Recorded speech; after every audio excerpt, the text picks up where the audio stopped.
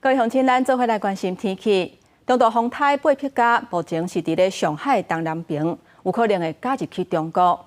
另外一个伫咧昨昏暗时形成的轻度风台波涛霜，今仔日透早伫咧关岛西北边90公里的所在，按说未来会向琉球附近来行煞。咱做伙来看云图。